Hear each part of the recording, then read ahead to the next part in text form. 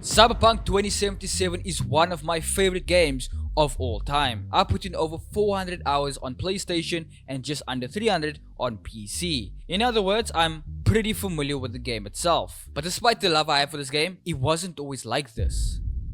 You see, back when the game launched 5 years ago, it was a complete mess. But I've always wondered, was the game really that bad, or were we just being dramatic? To find out, ladies and gentlemen, I went out of my way to buy this Cyberpunk 2077 on the PlayStation 4. And I want to see if I can platinum the game without installing any updates. And to add to the challenge, I'm not going to be playing the game on the PlayStation 5. Instead, I will be plugging in my PlayStation 4 so I can get that true launch experience. Oh, hell no! Hell no! Whoa! Now, after a long ass installation process and making sure the game is on version 1.0, it was on to the character creator and to begin this awkward ass playthrough. I'm gonna play the game on the hardest difficulty, not because I'm trying to prove that I'm better than you, Calm down, Jamal. but because this game's difficulty was absolutely whack. It made no sense. So we're gonna play the game on the hardest difficulty. So with the game's difficulty selected, I had the ability to choose between male or female V, and as much as I love Judy, I'm picking Pan Am all day. And with quickly customizing my character, which didn't seem to have any issue, it was on to the game's prologue. Come on, loading, come on PS4, you can do this, man. Yeah, there we go, one pixel at a time, boy. Woo, we outside. Dude, okay, I'm not even joking. I don't know how this is gonna look on YouTube, but the distance, like that van, truck, or whatever, is so pixelated. Because I chose the Nomad Life path, which pretty much takes place in the open desert, and because the prologue itself is very scripted, there wasn't any bugs besides the insanely low resolution. And if I'm not mistaken, the PS4 version was targeting around 720p. However, when I completed the prologue, it did trigger my first trophy to kick off this playthrough. The Fool. Wow, the PlayStation 4 like trophy icon, man. Act 1 is where the game starts to open up. However, the map isn't fully explorable, you only have access to the Watson area. But this area is large enough to get some sort of idea on what the open experience would be like, especially on this version. There we go, Jackie, you also in the car, let's go. The entirety of Act 1 is a series of setup missions building up towards a big heist, and building up to this heist is a pretty time consuming task. During this act there isn't many trophies that will actually trigger unless I actually got my way to complete them, and because the world was actually opening up, I've started to notice a couple of differences between this version and the latest. One of the major changes I saw, which also affected certain trophies, came down to the UI changes, more specifically the skill tree UI. Currently the skill tree looks like this, but originally it actually looked like this. Despite the original having more skills, some of them didn't even work, which is why the game saw a complete overhaul, and with this overhaul, it actually made some trophies a lot easier to obtain, whereas before some skill related trophies were completely missable. But we're kinda getting ahead of ourselves because as of now it's way too early to focus on those trophies.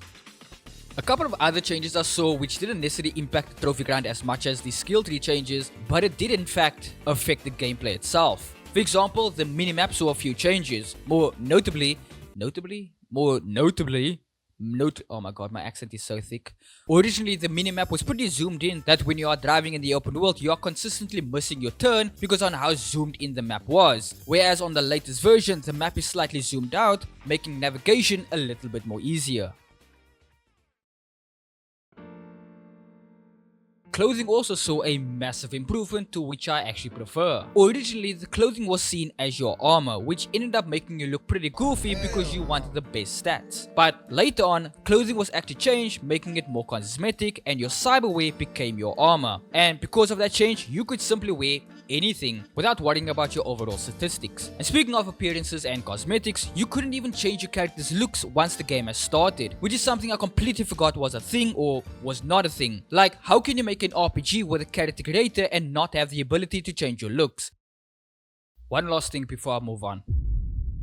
The main menu map is one of the rare cases where I actually preferred the original design. Currently the map looks like this, nothing out of the ordinary, typical map design with the color and theme matching the game's overall aesthetic.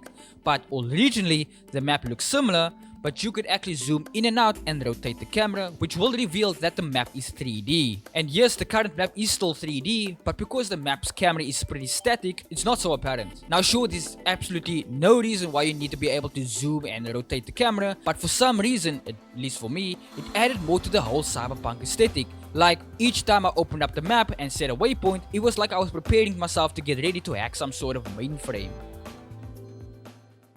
Now there were a handful of other changes. Okay, a handful is a bit of an understatement, but the amount of changes that was added into the game really makes it feel like a completely different game compared to the original. And not to gloss over or forget about the one paid expansion that this game received, but it's kinda no point talking about it in this video because it wasn't even released on old gen consoles. But it's pretty fun to look back to see how far this game has come and to see how it is now in its current state. But what makes it even funnier is that the people who hated this game with every fiber of their body are now the same people who are going down on their knees begging, and I mean like straight up begging CDPR for a second paid expansion. But anyway, with all that being said, let's get back to trophy hunting. If you're still watching, chances are you are enjoying the video, and I would be humbled if you guys would subscribe and to leave a like, because at the end of the day, I do actually enjoy making these videos, even though they take a damn long time to make, because the last video came out over 3 months ago. Where was I? Oh yeah. Now, as I mentioned before, there isn't any trophies that will trigger unless I go out my way to do them during this act. And my current plan was to get as far as possible into the story and then do the cleanup afterwards. And as for the story itself, Act 1 only has one trophy, which is to complete the heist. Now what you're trying to steal is a thing called the relic. Now the entire story pretty much revolves around this thing, and I'll get into more detail about it once we reach Act 2. Now the entirety of the heist and its setups is pretty well written. This is also where we get to meet a few new characters, and the process of these heist setups is pretty straightforward. However, playing on version 1.0 reveals many issues. First of all, the game crashes many times. Secondly, stealth is rarely an option. Whenever you try to go for a stealth kill, the buttons will just not respond, which will ultimately make every encounter turn into a shootout. And speaking of shootouts, this wouldn't be a problem, but the performance absolutely tanks itself. And if you played this game before, you would know near the end of the heist, you are forced into a shootout in order to escape the building. And with the game struggling to hold 20 FPS, low resolution, and heavy input delay, I was easily reminded on the nightmare this game was. Who are you? I'm me. And you are you. Oh, okay. Someone moaned in my ear before the loading screen went off. Okay. Dude, the lovers, these loading screens, after every scene, there's like a loading screen. It's actually insane. So with the heist completed, it also brings the end to Act 1. And with all the game's shortcomings and frustrations, things were about to get even worse. Act 2 is where things starts to open up, and by opening up, the entire world is now fully explorable. You're no longer tied to one area. In this act there will be a few story trophies, but besides that, you will be introduced to new characters, which will open up side quests. And side quests are pretty important, especially if you want to earn all the endings and earn that platinum. But before we talk about the endings, what the hell is the story even about? Remember the relic we stole? Well, turns out Johnny Silverhand's engram was constructed onto it, and the relic itself was placed into V's head for safekeeping. But now Johnny's consciousness is now taking over V's mind, and V cannot remove the relic, otherwise he will die. So basically, the entire plotline is to try to find someone who can remove it safely without killing V or damaging it. Now that sounds pretty straightforward and easy, but let's not forget we are currently playing the game on version 1.0, so things might not go according to plan. Now throughout Act 1, there were a few glitches and a lot of performance issues, which I did mention previously. However, in this act, for some reason, everything is just amplified. For starters, the map is now fully open, so when you're driving from point A to point B, you would notice you are driving in a ghost town. No NPCs on the sidewalk, no traffic in the streets, and sometimes no streets at all. Loading is one of the biggest issues this game has. I mean, there's a reason why the PC requirements recommends installing this game on an SSD and not on a hard disk drive, which unfortunately the PS4 uses. Because if you move too fast, you could enter certain buildings but be locked inside because the door has spawned in afterwards. In other cases, the door would be there but the interior would be missing. And as for vehicles, if you drive too fast, which you end up doing quite a lot because how empty the streets were, the game will either crash or go into this weird slow motion state in order to make things load.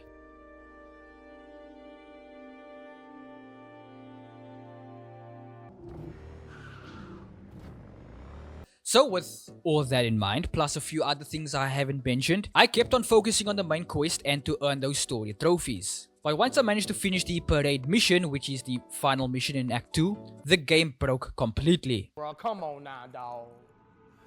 Come on, man. Let me explain for those who never played the game before or just simply forgot. The main person we are trying to get in contact with throughout Act 2 is a person called Hanako Arasaka. Now, long story short, she's a pretty difficult person to get hold of because 1, she's a very important character in the Cyberpunk lore, and 2, the heist in Act 1 was to steal the relic from the Arasaka family themselves. Damn. Which means in her eyes, we are not to be trusted. Now sure, I'm obviously leaving a lot of details out, but this isn't a full story recap. I'm just trying to make sure everybody's on the same page, at least for the most part.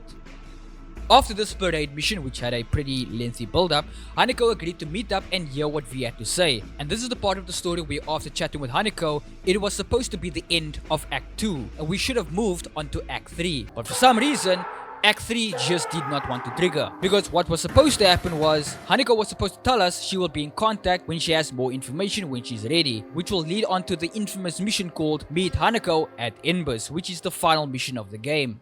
Now at first I didn't panic. I figured maybe I need to complete more side quests, which I did. So I moved on and I completed Judy's questline, which surprisingly went rather smooth. Then I moved on to Panam's questline, which the final mission did bug out, which needed to be reloaded a few times in order to make progress. But don't worry, the sex scene did play out just fine. River's missions was awkward as ever, but it wasn't broken and I managed to complete that as well. And after all that, I decided to start cleaning up the map because Hanako still didn't get back to me. And after clearing nearly all the gigs and NCPD scan objectives in the Watson area, I started to realize that maybe my game is actually bugged. Because I still didn't get any word from Hanako, not even a mission objective. Because I couldn't reach Act 3, there was quite a handful of things I couldn't do. For example, I couldn't be introduced to a character called Kerry Yorendine and complete his questline and earn a trophy for that. I couldn't earn a trophy called Bushido and Chill, which is to watch Bushido X with Rogue because Johnny is the one who suggests to ask her for help. And speaking of Johnny, I couldn't collect all his special items that belong to him for another trophy because some of his things are tied to certain questlines which is only accessible in Act 3. Now even though I could still earn a few other miscellaneous trophies, this bug was a major turnoff. Couple that with the game's overall performance and glitches, I was starting to feel very fatigued. Now sure, I could have updated the game to trigger the final mission and then delete and reinstall the game, but remember, the entire point of this video was to see if I could platinum the entire game on version 1.0, and by updating the game to fix something would have ended the challenge.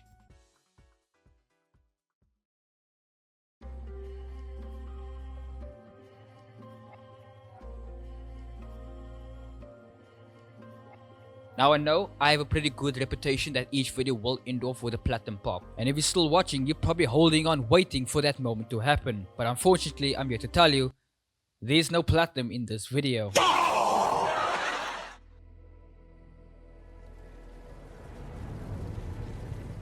handsome.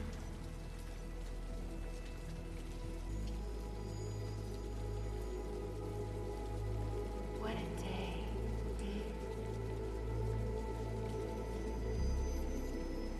You look lonely.